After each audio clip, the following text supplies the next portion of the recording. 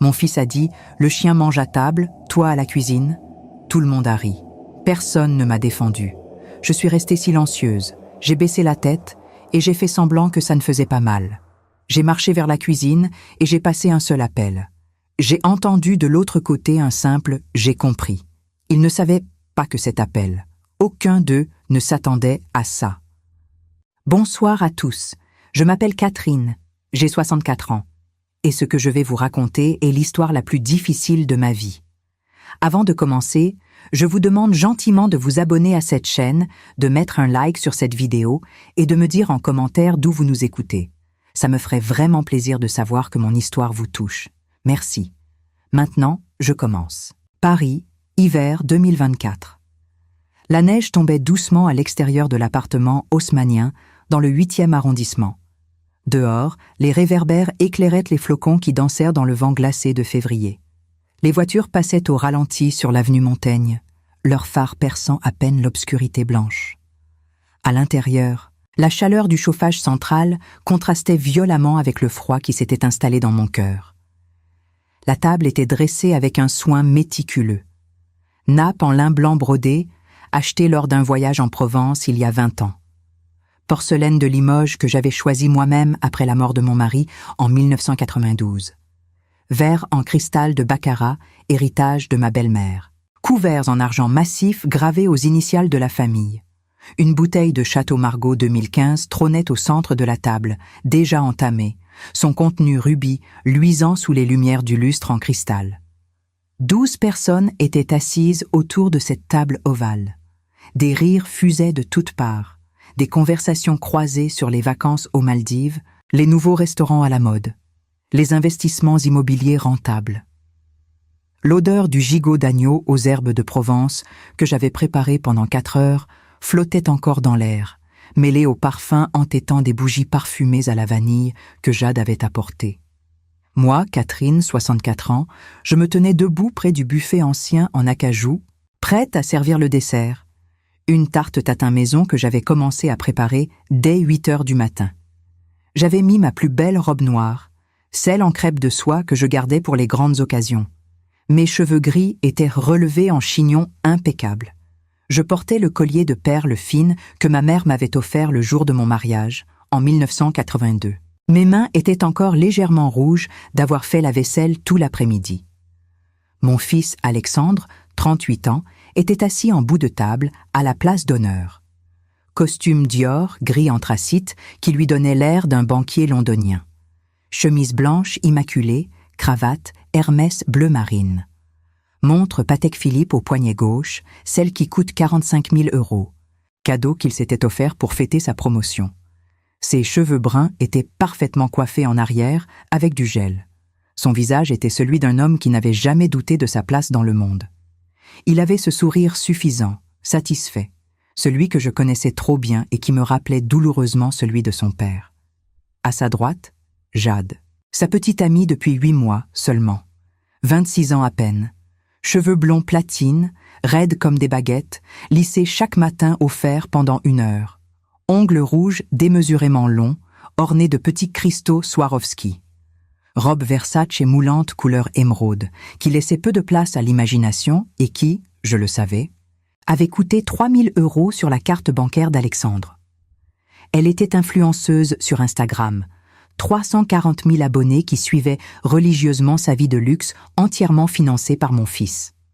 Elle postait des photos de sacs Chanel, de voyages en jet privé, de champagne rosé à 500 € la bouteille. À gauche d'Alexandre, Olivier. Mon beau-frère, le frère cadet de feu mon mari Claude. 52 ans, bedaine naissante qui débordait légèrement de sa chemise Ralph Lauren, calvitie avancée qu'il tentait de dissimuler avec quelques mèches rabattues sur le crâne. Associé minoritaire dans l'entreprise familiale d'importation de vin, mais qui n'avait jamais vraiment travaillé. Il arrivait toujours vers 10 heures du matin, partait systématiquement à 16 heures pour des rendez-vous importants, et réclamait des primes chaque fin d'année en arguant de son statut familial. Plus loin sur la table, Madame Morel, la mère de Jade, 58 ans, visage anormalement lisse et tendu par trop de séances de botox et de fils tenseurs. Regard perpétuellement méprisant, bouche pincée. Elle portait un tailleur Chanel beige et une broche en diamant. Elle me considérait ouvertement comme une veuve chanceuse qui avait hérité sans mérite d'une entreprise qu'elle ne méritait pas. Chaque fois qu'elle posait ses yeux sur moi, je sentais le mépris, le jugement silencieux mais implacable. Les autres invités étaient des collègues d'Alexandre, jeunes cadres dynamiques en costume 3 pièces, des amis de Jade, toutes influenceuses ou aspirantes mannequins. Des gens que je connaissais à peine, mais qui envahissaient ma maison ce soir-là, buvaient mon vin, mangeaient ma nourriture et me traitaient comme une domestique. Alexandre venait de terminer une longue anecdote sur son dernier voyage à Dubaï. Séjour au Burj Al Arab, l'hôtel 7 étoiles le plus cher du monde, shopping dans les centres commerciaux démesurés où il avait dépensé 15 000 € en une après-midi, dîner dans un restaurant étoilé avec vue sur le golfe Persique. Tout le monde l'écoutait, fasciné, suspendu à ses lèvres, comme s'il racontait l'exploration d'une terre inconnue. Puis, sans prévenir, en plein milieu de son récit, sur une soirée dans un club privé, il s'est arrêté net. Il m'a regardé. J'apportais une carafe d'eau fraîche vers la table, marchant lentement pour ne pas renverser. Et il a dit, d'une voix forte et claire, avec ce sourire moqueur qui lui donnait l'air d'un adolescent cruel. « Maman, le chien mange à table. Toi, à la cuisine. » Le silence s'est abattu comme une chape de plomb. 3 secondes interminables où le temps semblait suspendu. 3 secondes pendant lesquelles j'ai senti mon estomac se nouer violemment, ma gorge se serrer, mes yeux picoter. Puis, l'explosion. Les rires ont éclaté de partout, stridents, cruels. Jade s'est presque étouffée avec son vin Château d'Yquem, tellement elle riait fort, la main devant la bouche.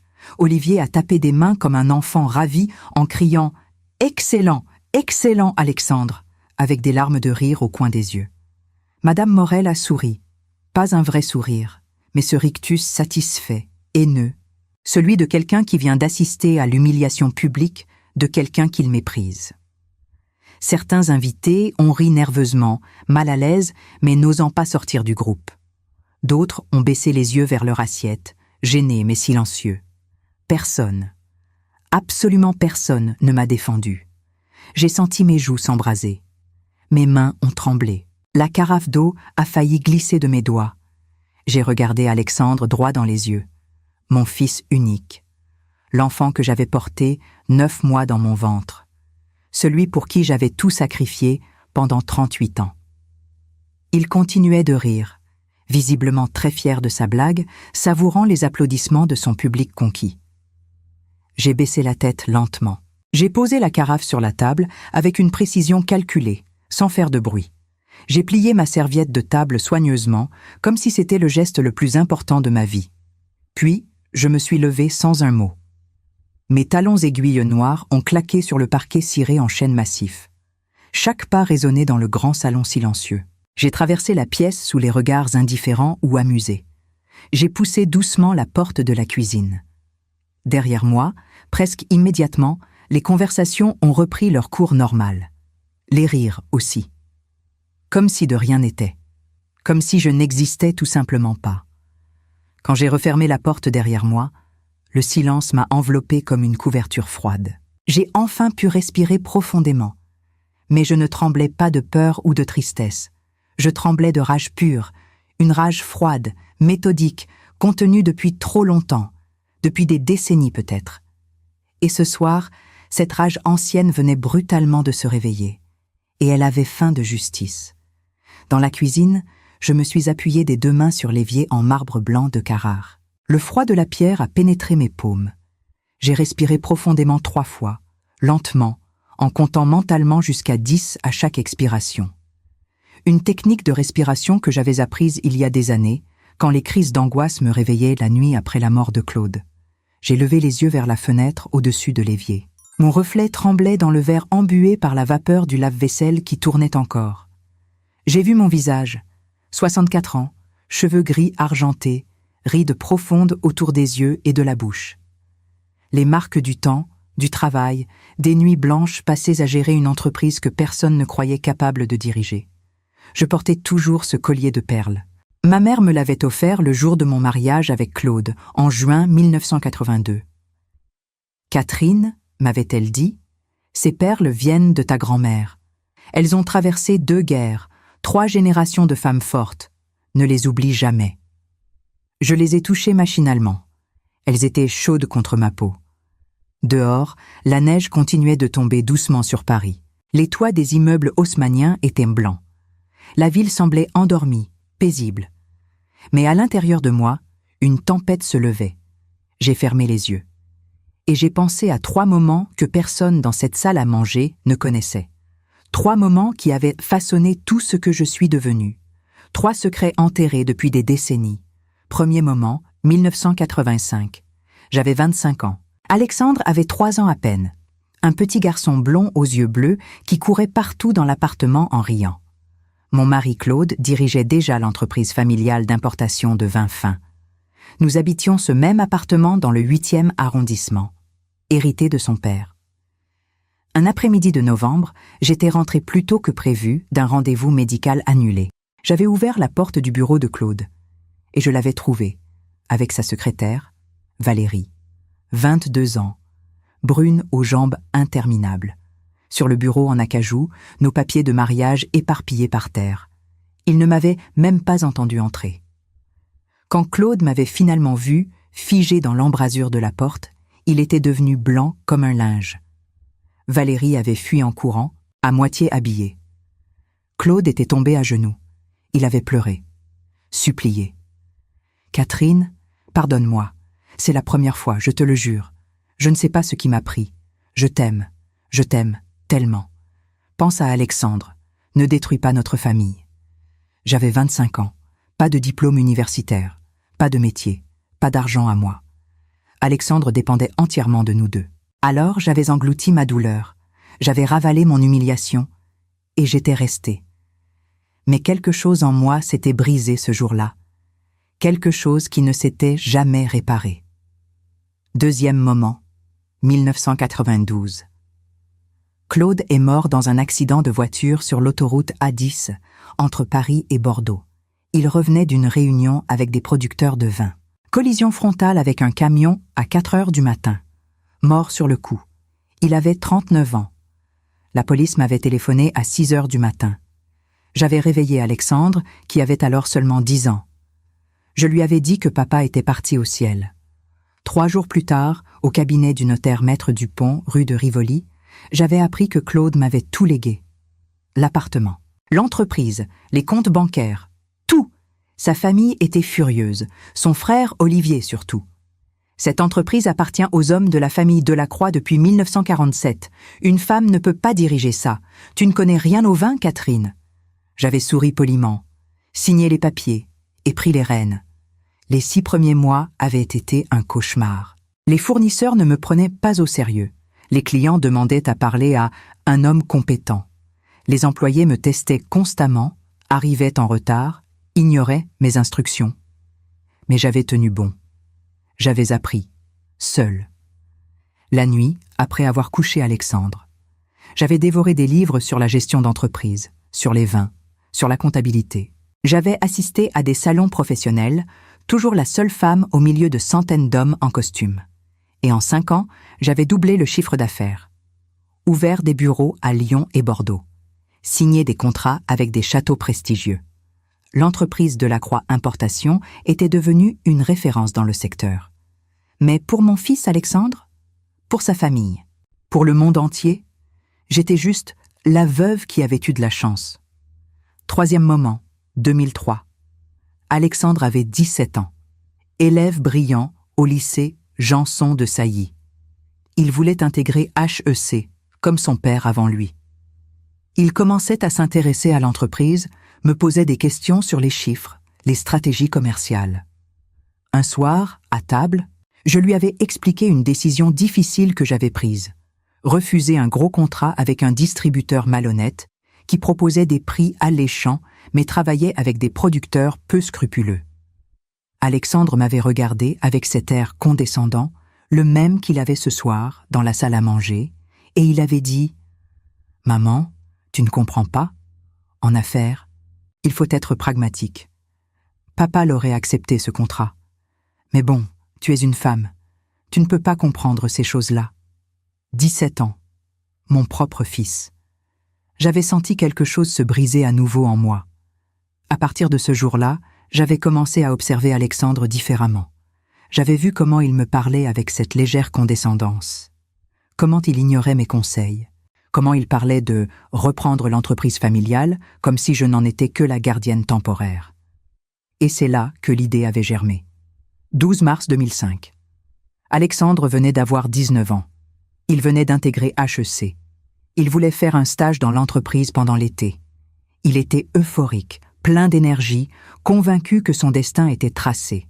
Ce jour-là, sans rien lui dire, j'étais allé voir Maître Renaud, un avocat discret, rigoureux, recommandé par une amie. Son cabinet se trouvait dans une petite rue tranquille du 7e arrondissement, loin des regards indiscrets. Je lui avais expliqué ma situation, mes craintes, mon intuition qu'Alexandre n'était pas prêt, qu'il ne me respectait pas, qu'il risquait de tout détruire par arrogance. Maître Renaud m'avait écouté pendant 2 heures. Puis il avait dit « Madame, je comprends, et j'ai une solution, légale, blindée, personne ne pourra la contester. » Nous avions rédigé ensemble une série de documents notariés, des statuts modifiés de l'entreprise, des clauses cachées dans les actes de propriété, des pourcentages d'actions redistribués avec des conditions très précises. Le résultat était simple mais implacable. Je conservais 78% des parts de l'entreprise Delacroix Importation S.A.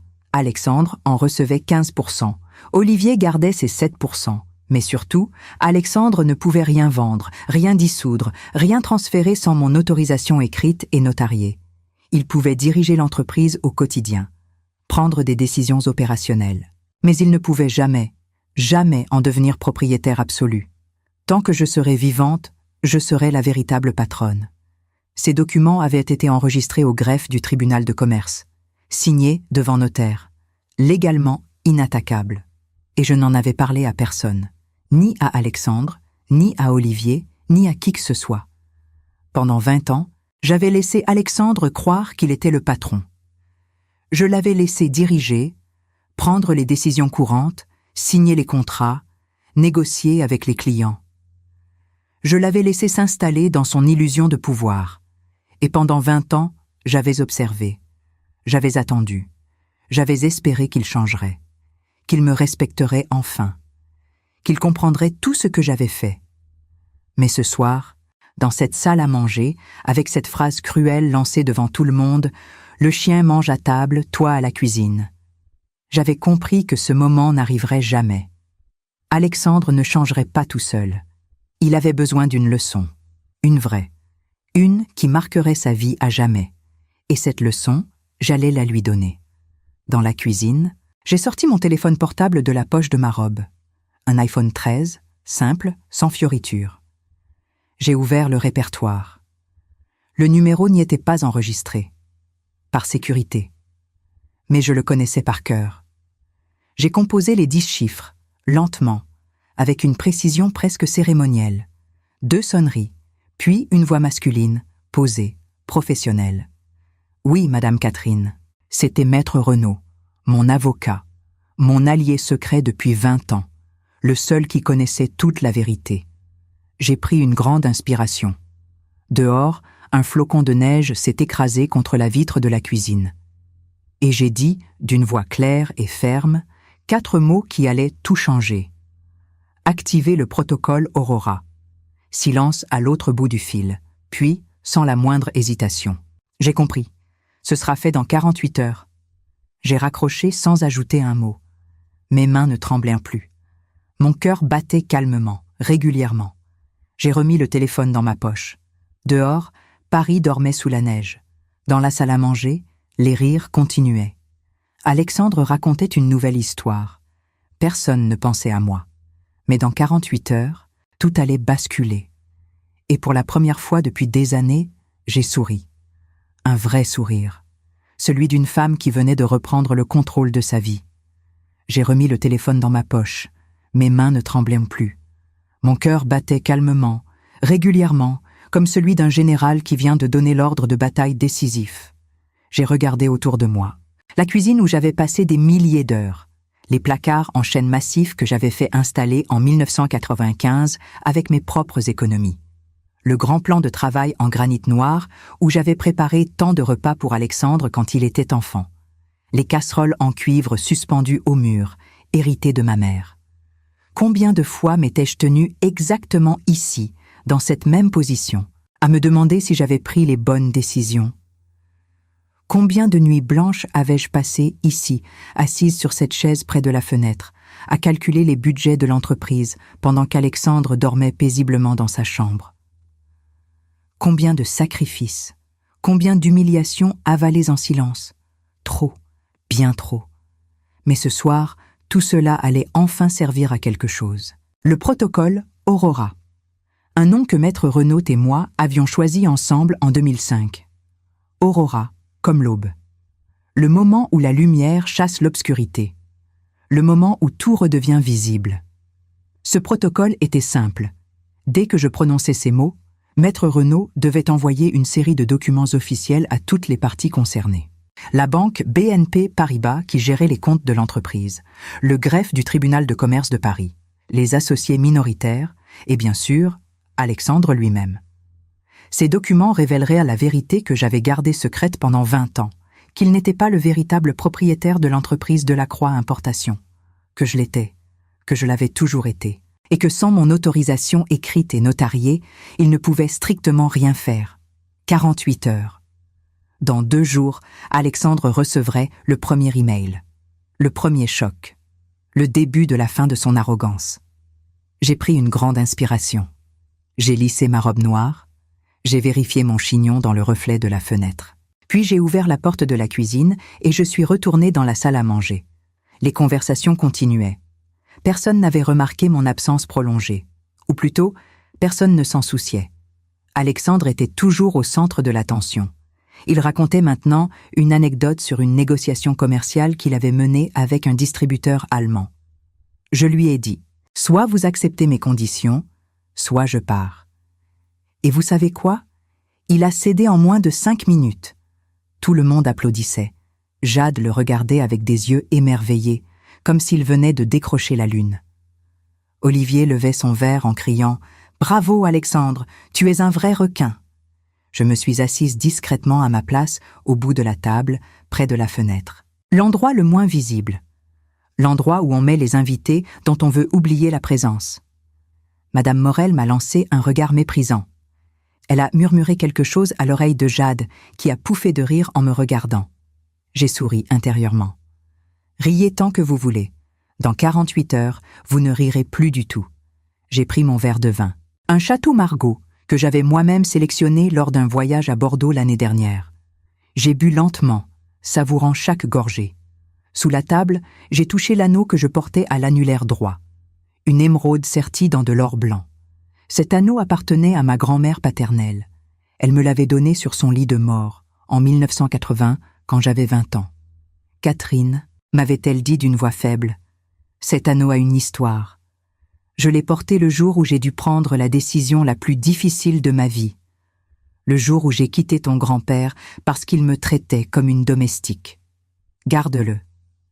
Et porte-le le jour où tu devras toi aussi prendre une décision difficile mais juste. » J'avais porté cet anneau 3 fois dans ma vie.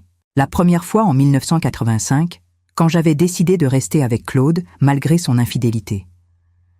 La deuxième fois en 1992, quand j'avais décidé de reprendre l'entreprise après sa mort. Et la troisième fois aujourd'hui, 12 février 2024, quand j'avais décidé d'activer le protocole Aurora. Un instant, mesdames et messieurs qui m'écoutez. Je voudrais juste vous demander quelque chose de très simple. Si cette histoire vous touche, si vous voulez connaître la suite, prenez 2 secondes pour vous abonner à cette chaîne et mettre un like sur cette vidéo. Ça m'aide énormément. Merci de votre soutien. Je continue maintenant. Alexandre s'est levé de table. Il a tapé dans ses mains pour attirer l'attention. « Mes amis, je voudrais porter un toast !» Tout le monde s'est tu. Les verres se sont levés. Ce soir, nous célébrons plus qu'un simple dîner entre amis. Nous célébrons le succès. Nous célébrons l'ambition. Nous célébrons ceux qui osent prendre des risques et qui gagnent. Applaudissements nourris. Jade battait des mains comme une enfant excitée. Alexandre a continué, sourire éclatant. Et je veux remercier quelqu'un en particulier, quelqu'un qui a toujours été là, quelqu'un sans qui rien de tout cela ne serait possible. Mon cœur s'est arrêté une seconde. Allait-il enfin me reconnaître? Allait-il enfin dire merci? Je veux remercier mon père, Claude Delacroix, qui a fondé cette entreprise et qui m'a transmis ses valeurs de travail et d'excellence. Papa, où que tu sois, ce toast est pour toi. Les verres se sont entrechoqués. À Claude. À Claude!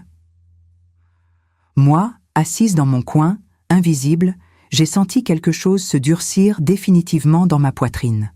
Mon père. Mon père qui a fondé l'entreprise. Mensonge.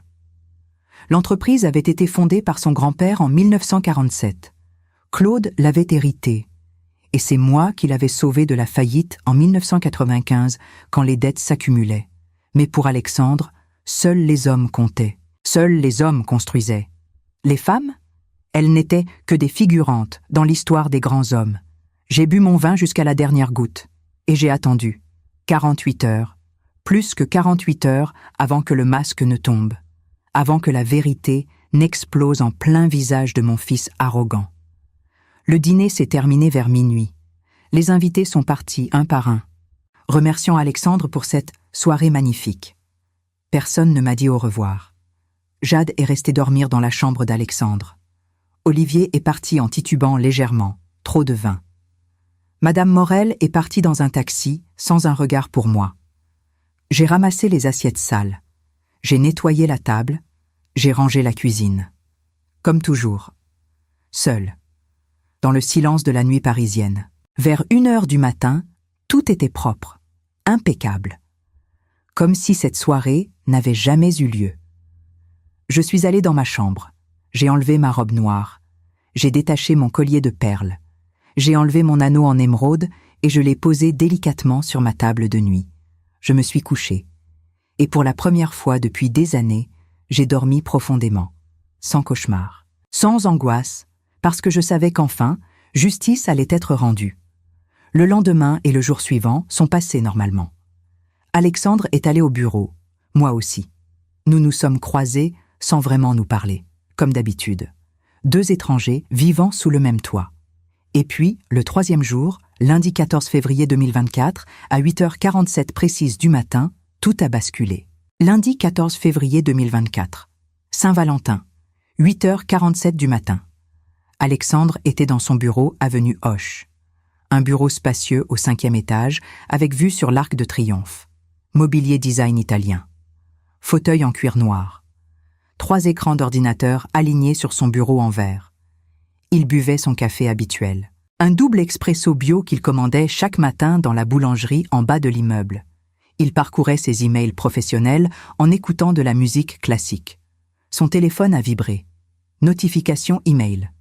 Expéditeur, BNP Paribas Entreprise. Il a froncé les sourcils. Pourquoi la banque lui écrivait-elle un lundi matin? Il a ouvert le message. Objet.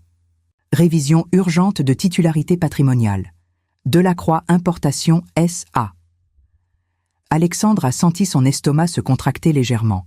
Il a cliqué. Le texte était court, froid, administratif. Monsieur Delacroix, nous vous informons que, conformément à la clause enregistrée le 12 mars 2005 au greffe du tribunal de commerce de Paris sous référence TC 2005 A 4782, la structure actionnariale de l'entreprise Delacroix Importation S.A. a été officiellement notifiée à notre établissement. Nous sollicitons votre présence immédiate dans nos locaux pour mise à jour des informations et signatures obligatoires. Cordialement, Direction juridique BNP Paribas. Alexandre a relu 3 fois, 4 fois. Il ne comprenait pas. Quelle clause? Quel enregistrement en 2005? Structure actionnariale notifiée? Il a immédiatement appelé Maître Renaud. Le numéro était enregistré dans son téléphone professionnel. L'avocat de la famille depuis des années. 3 sonneries. Cabinet Renaud, bonjour. Maître, c'est Alexandre Delacroix. J'ai reçu un email bizarre de la banque. Il parle d'une clause de 2005. Vous savez de quoi il s'agit. Silence à l'autre bout. Un silence trop long, trop pesant. Maître, vous êtes là? Oui, Alexandre, je suis là. Écoutez, je dois vérifier quelque chose dans nos archives. Ne raccrochez pas. Alexandre a senti la sueur perler sur son front. Pourquoi cet avocat, habituellement si bavard, semblait-il soudain si nerveux? 4 minutes interminables se sont écoulées. Alexandre entendait des bruits de classeurs qu'on ouvrait, de papiers qu'on feuilletait. Puis maître Renaud est revenu en ligne. Sa voix était différente, hésitante, presque embarrassée. « Alexandre, il faut qu'on parle, mais pas au téléphone. Pouvez-vous venir à mon cabinet aujourd'hui? Maintenant? » « Oui, maintenant. Mais dites-moi au moins de quoi il s'agit. Cette clause, c'est quoi? » Silence encore. Puis, « Alexandre, vous n'êtes pas le propriétaire légal de l'entreprise. » Le monde s'est arrêté. Les bruits de la rue en bas ont disparu. Le tic-tac de l'horloge murale s'est figé. « Quoi ?» Alexandre a murmuré, la bouche sèche. « Vous dirigez l'entreprise. »« Oui. Mais vous n'en êtes pas le propriétaire majoritaire. Vous ne l'avez jamais été. »« Toi, c'est impossible. Mon père m'a tout légué. J'ai les papiers. » Votre père a légué l'entreprise à votre mère en 1992 et votre mère a modifié les statuts en 2005, légalement, devant notaire. Alexandre s'est levé brusquement. Sa chaise est tombée en arrière avec fracas. « Quoi? Ma mère? Mais elle ne m'a jamais rien dit? »« Je sais. Venez au cabinet. J'ai tous les documents. »« Oh, qui est le propriétaire alors ?» Maître Renaud a pris une grande inspiration. « Votre mère, Alexandre. Catherine. Elle détient 78% des parts. Vous n'en avez que 15. Et sans son autorisation écrite, vous ne pouvez ni vendre, ni dissoudre, ni transférer quoi que ce soit. » Alexandre a raccroché sans dire au revoir. Il tremblait de tout son corps. Ses mains étaient moites. Son cœur battait à tout rompre. Impossible. Impossible. C'était une erreur. Une confusion administrative. Il a attrapé son manteau et il est sorti en courant du bureau. 2 heures plus tard. 10h30.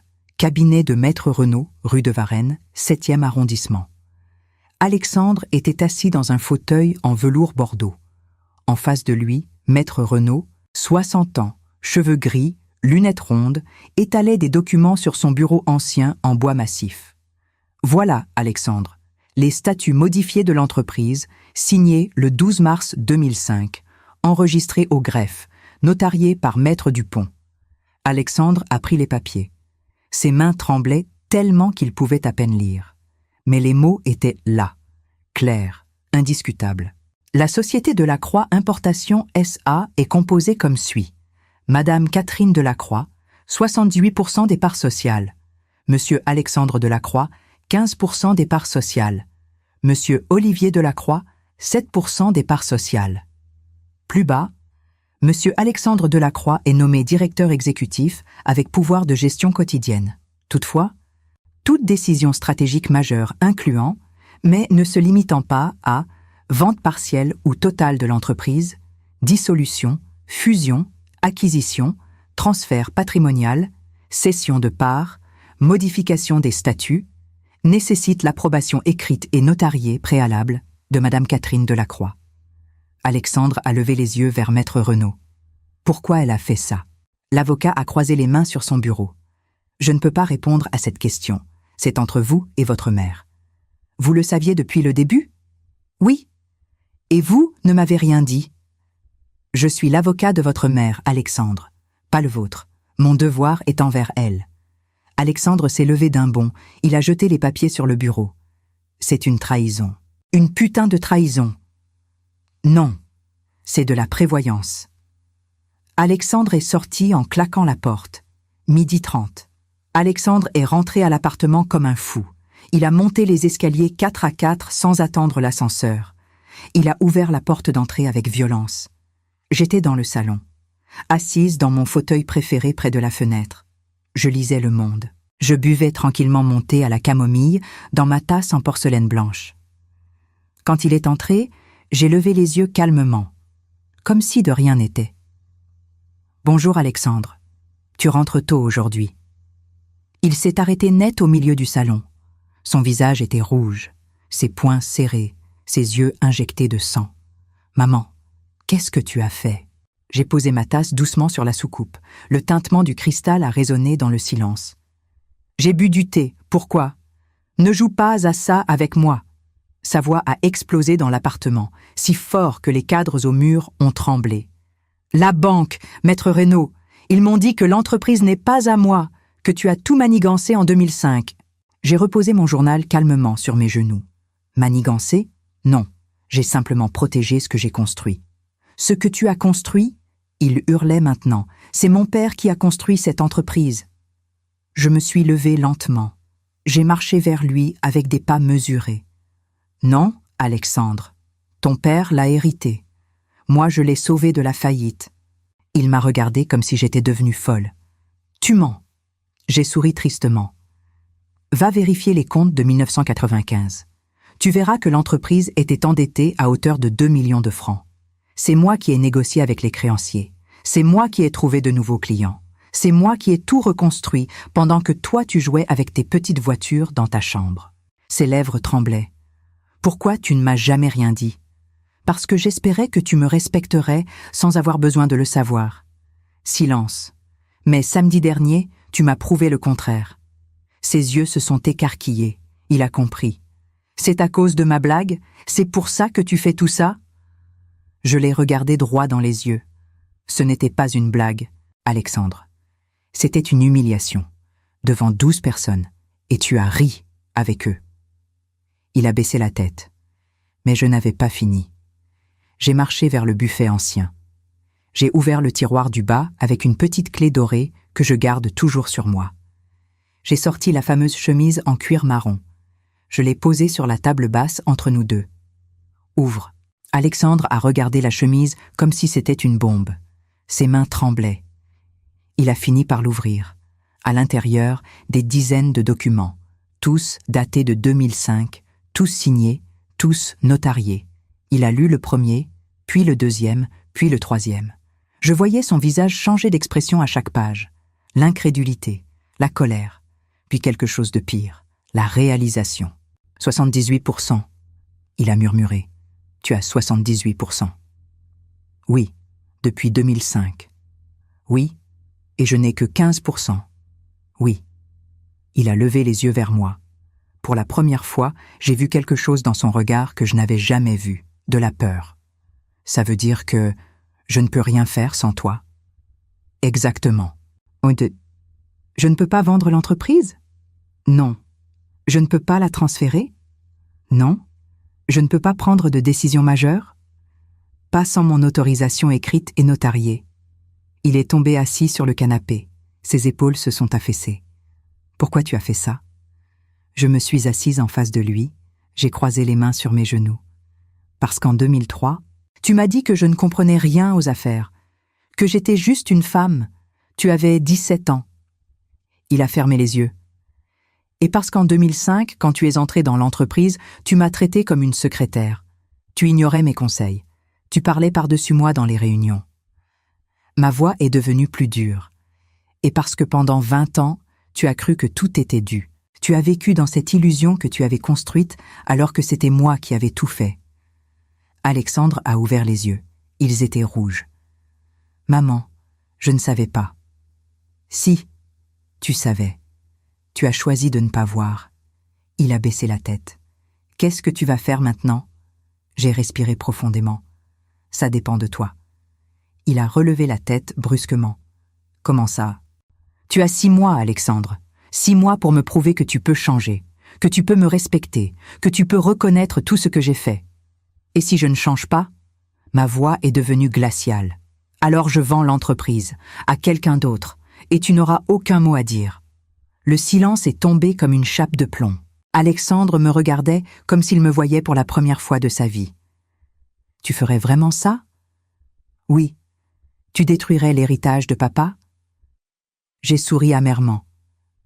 L'héritage de ton père? Alexandre, ton père a failli tout perdre.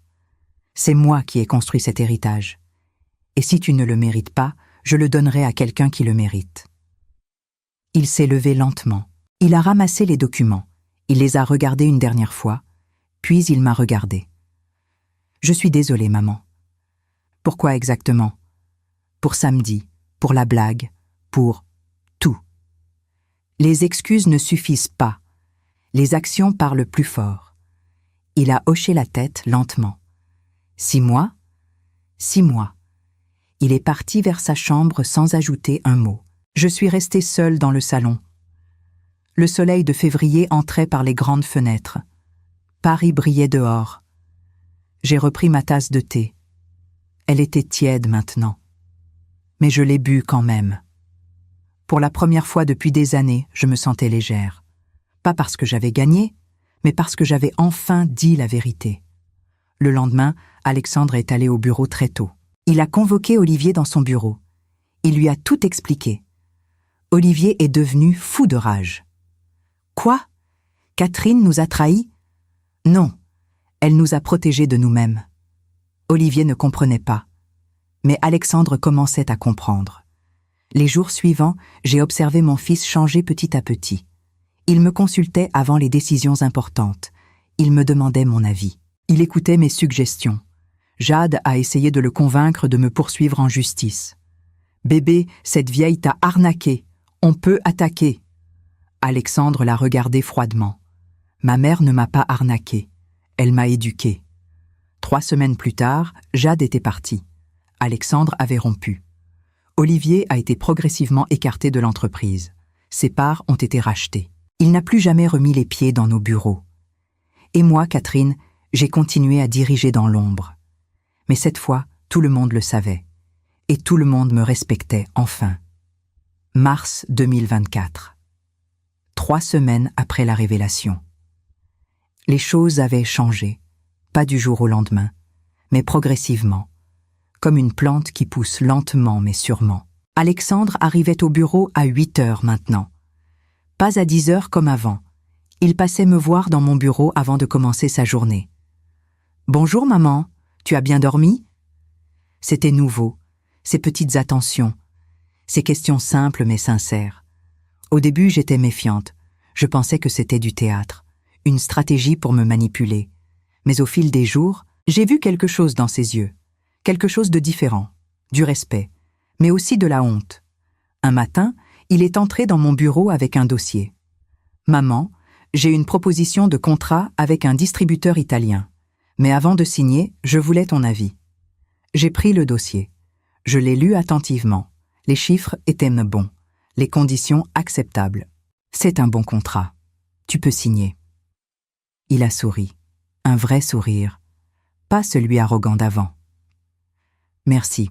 Je vais appeler Rome cet après-midi. Il allait sortir quand je l'ai arrêté. Alexandre? Oui? C'est bien que tu me consultes. Continue comme ça. Il a hoché la tête et il est parti, mi-mars. Les employés avaient remarqué le changement. Les réunions étaient différentes. Alexandre ne monopolisait plus la parole. Il écoutait, il demandait des avis, y compris le mien. Un jour, en pleine réunion commerciale, un jeune stagiaire a proposé une idée. Alexandre l'a interrompu brusquement. « Non, ça ne marchera jamais. Le stagiaire s'est tu, Penaud. » J'ai pris la parole. « Alexandre, laisse-le finir. » Alexandre m'a regardé. Quelque chose a passé dans ses yeux. Une résistance, puis une acceptation. « Tu as raison, pardon. Continue, Thomas. » Le stagiaire a continué. Son idée était bonne. Nous l'avons adoptée. À la fin de la réunion, Alexandre est venu me voir. « Merci de m'avoir recadré, j'avais tort. » C'est difficile d'écouter quand on a l'habitude de dominer. « Oui, mais je vais apprendre. » Fin mars. Jade a essayé de revenir. Elle a téléphoné à Alexandre 15 fois en une semaine. Elle a débarqué à l'appartement un samedi après-midi. J'étais dans la cuisine quand j'ai entendu la sonnette. Alexandre a ouvert. « Jade, qu'est-ce que tu fais là ?»« Bébé, s'il te plaît, on doit parler. Il n'y a rien à dire, c'est terminé.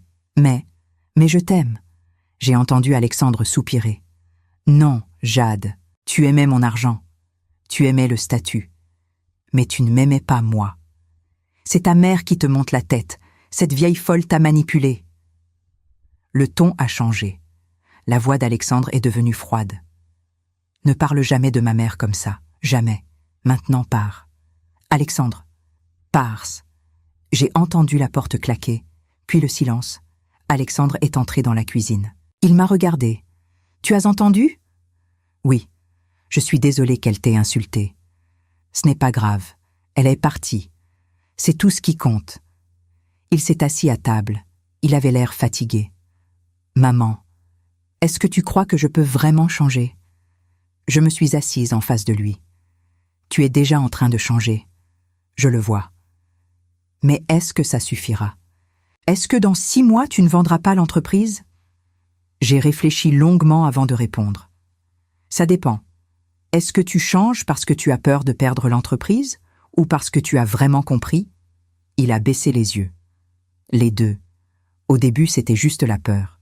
Mais maintenant je vois tout ce que j'ai raté pendant des années. Je vois tout ce que tu as fait. Et j'ai honte. Ma gorge s'est serrée. L'important, c'est que tu le vois maintenant. Début avril. Olivier a tenté une dernière manœuvre. Il a engagé un avocat. Il voulait contester les statuts de 2005. Il prétendait que j'avais manipulé Alexandre quand il était mineur.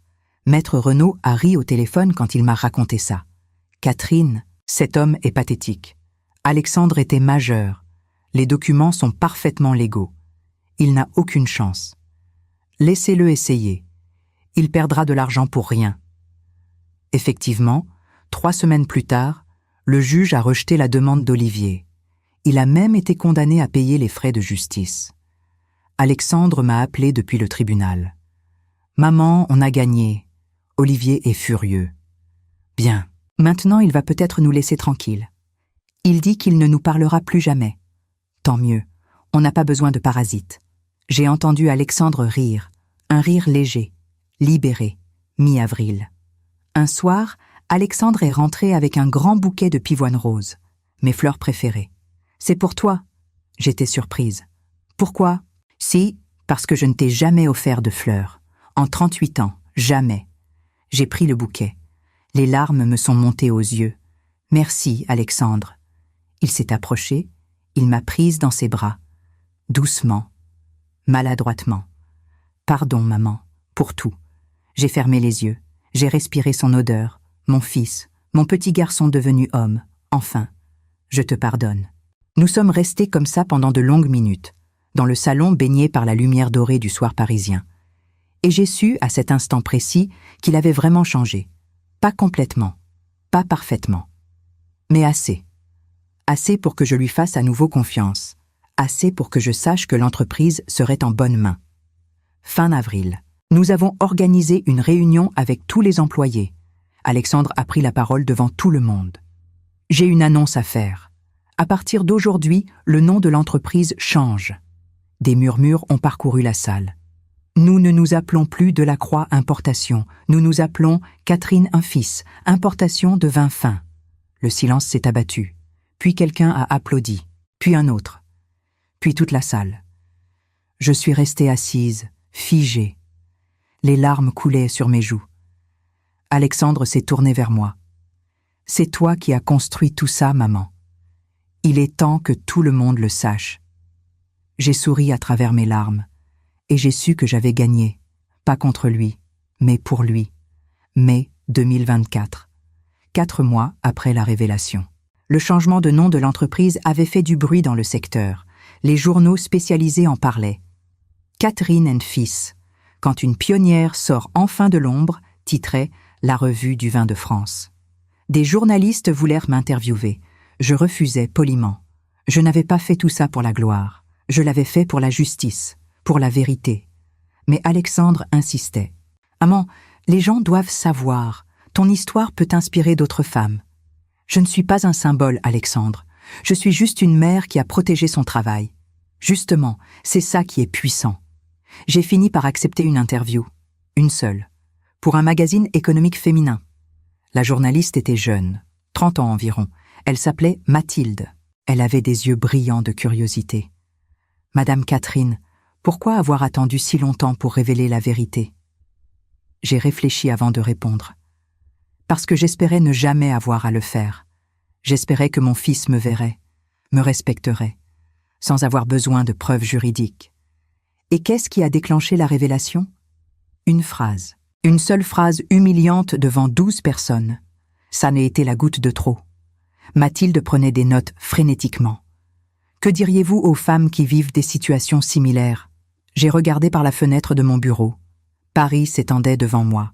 Je leur dirais, protégez-vous, toujours, ne comptez jamais sur la reconnaissance spontanée des autres. Gardez des preuves de votre travail, gardez le contrôle de ce que vous construisez, parce que le monde oublie trop facilement ce que font les femmes. L'article est sorti 2 semaines plus tard. Il a été partagé des milliers de fois sur les réseaux sociaux. Des femmes m'écrivaient. Elles me racontaient leurs histoires, leurs luttes invisibles, leurs sacrifices non reconnus. Je leur répondais à toutes. Une par une. Juin 2024, 5 mois après la révélation. Alexandre organisait un grand dîner. Mais cette fois, c'était différent. Il m'a demandé la permission. « Maman, j'aimerais inviter quelques personnes importantes, des partenaires, des clients, pour célébrer le nouveau nom de l'entreprise. Tu es d'accord ?» « C'est toi qui décides, Alexandre. »« Non, c'est nous qui décidons, ensemble. » Ce petit mot. Ensemble. Il résonnait comme une victoire. Alors oui, organisons ce dîner. Le soir du dîner, l'appartement était magnifique. Alexandre avait tout organisé lui-même. Il avait engagé un traiteur, décoré la salle à manger avec des fleurs fraîches, choisi les vins personnellement. 20 personnes étaient à présentes. Des distributeurs, des producteurs, des journalistes, des amis sincères. Pas de Jade, pas d'Olivier, pas de Madame Morel, seulement des gens qui nous respectaient vraiment. À table, Alexandre s'est levé pour porter un toast. « Mes amis, merci d'être venus ce soir. Nous célébrons plus qu'un simple changement de nom. Nous célébrons la vérité. » Tout le monde l'écoutait attentivement. Pendant des années, j'ai cru que j'avais construit cette entreprise, que j'en étais le pilier, que j'en étais le héros. Il a marqué une pause. Sa voix tremblait légèrement. Mais je me trompais, complètement. Le vrai pilier, c'est elle. Il m'a regardé. Ma mère, Catherine, celle qui a sauvé cette entreprise de la faillite en 1995. Celle qui a travaillé jour et nuit pendant 30 ans. Celle qui a sacrifié sa vie personnelle pour que moi, son fils ingrat, je puisse vivre confortablement. Les gens me regardaient maintenant. Certains souriaient, d'autres avaient les larmes aux yeux. J'ai été aveugle, arrogant, cruel même. J'ai humilié ma propre mère devant des inconnus, et elle aurait pu me détruire. Elle en avait le pouvoir légal. Il a levé son verre. Mais elle ne l'a pas fait. Elle m'a donné une leçon, la plus dure et la plus juste de ma vie. Elle m'a forcé à regarder la vérité en face. Sa voix s'est brisée. « Maman, devant tous ces témoins, je veux te dire merci. Merci de m'avoir élevé. Merci de m'avoir éduqué. Et merci de m'avoir pardonné. » Tout le monde a applaudi, fort, longtemps. Moi, je pleurais, sans honte, sans retenue. Alexandre est venu vers moi. Il s'est agenouillé devant ma chaise. « Pardon, maman, du fond du cœur. » J'ai posé ma main sur sa joue. « Je sais, mon fils, je sais. » Juillet 2024, 6 mois après la révélation. L'échéance que j'avais fixée. Alexandre et moi étions dans mon bureau. Il était nerveux, il se tordait les mains. Alors ? Alors quoi ? Les 6 mois sont passés. Tu as pris ta décision ? Tu vends l'entreprise ? Je l'ai regardé longuement. J'ai fait durer le silence volontairement. Puis, j'ai souri. Non, je ne vends pas. Il a expiré bruyamment, soulagé. Mais à une condition. Il s'est raidi. Laquelle ? Que tu continues comme tu as commencé, que tu me consultes, que tu me respectes, toujours. Je te le promets. Et que tu transmettes cette leçon. Si un jour tu as des enfants, des employés, n'importe qui, respecte ceux qui construisent dans l'ombre. Toujours. Il a hoché la tête vigoureusement. Je te le jure. Je me suis levé. J'ai ouvert le tiroir de mon bureau. J'ai sorti un document officiel. Qu'est-ce que c'est ? Une modification des statuts. Tu passes de 15% à 35% des parts. Ses yeux se sont écarquillés. Quoi ? Mais pourquoi ? Parce que tu as prouvé que tu le méritais, parce que tu as changé, et parce qu'un jour, cette entreprise sera à toi. Vraiment. Les larmes coulaient sur son visage. « Maman, mais je garde le contrôle majoritaire jusqu'à ma mort. C'est clair ? Oui, bien sûr, c'est juste. Il m'a serré dans ses bras. Et j'ai su que j'avais fait le bon choix. Août 2024.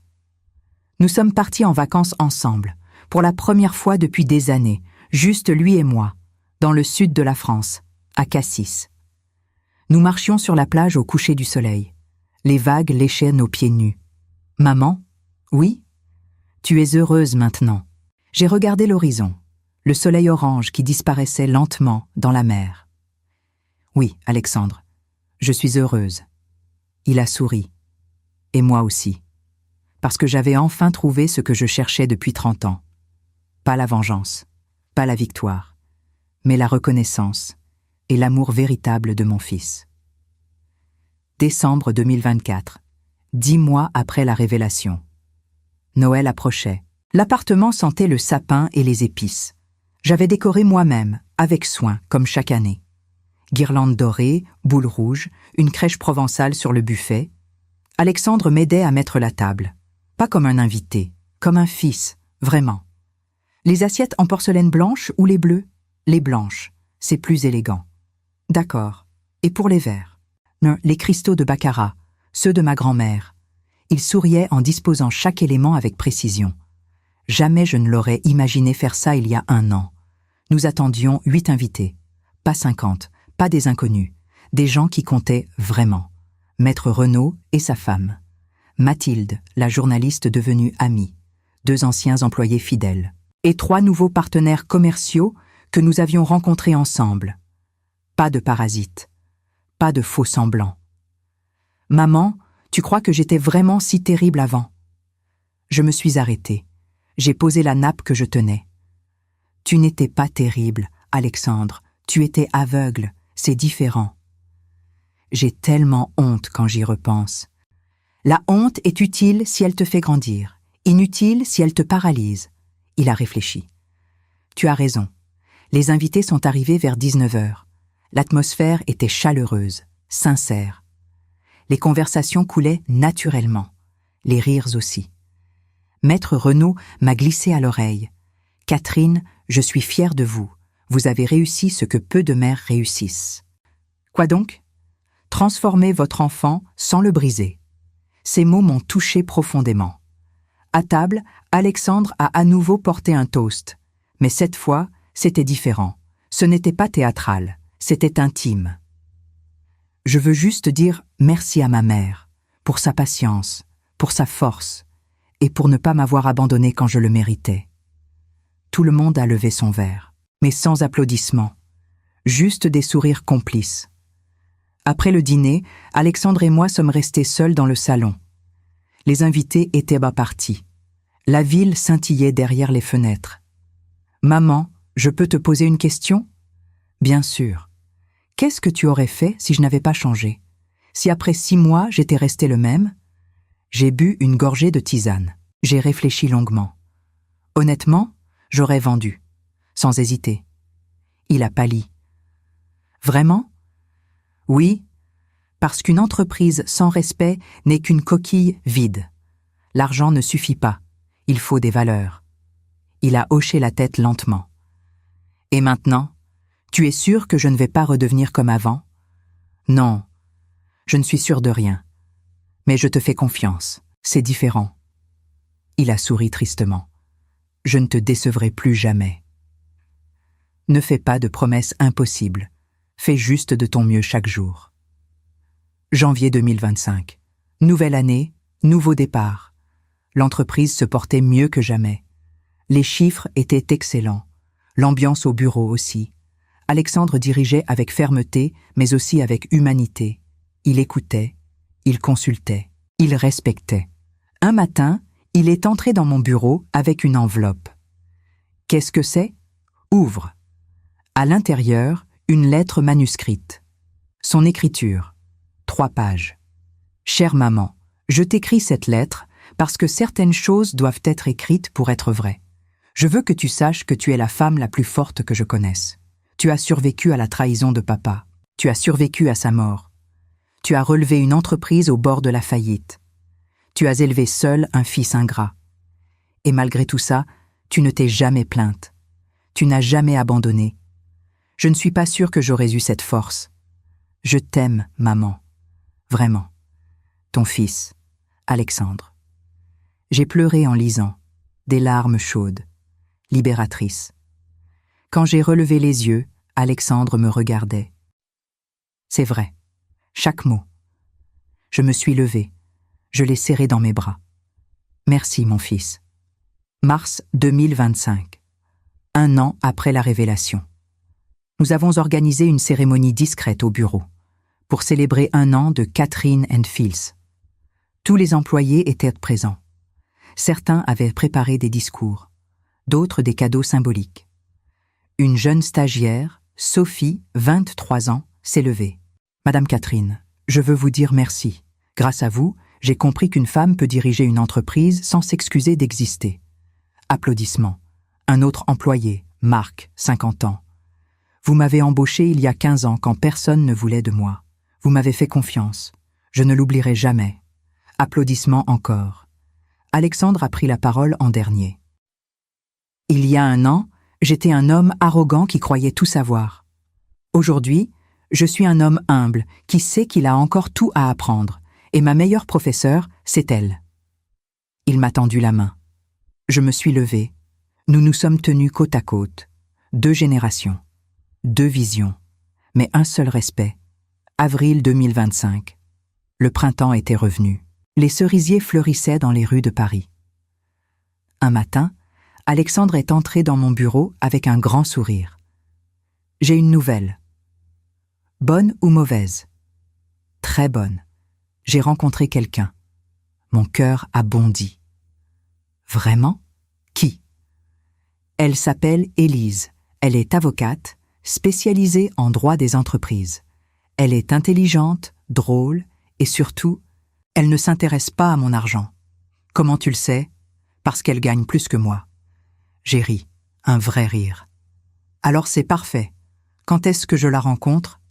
Samedi prochain, dîner à la maison, si tu es d'accord. » Évidemment que je suis d'accord. Le samedi suivant, Élise est venue. 35 ans, cheveux châtains, regard intelligent. Elle m'a serré la main fermement. « Madame Catherine, Alexandre m'a beaucoup parlé de vous. En bien, j'espère. Il dit que vous êtes une légende vivante. » J'ai souri. Je suis juste une femme qui n'a pas abandonné. Nous avons dîné tous les 3. L'atmosphère était légère.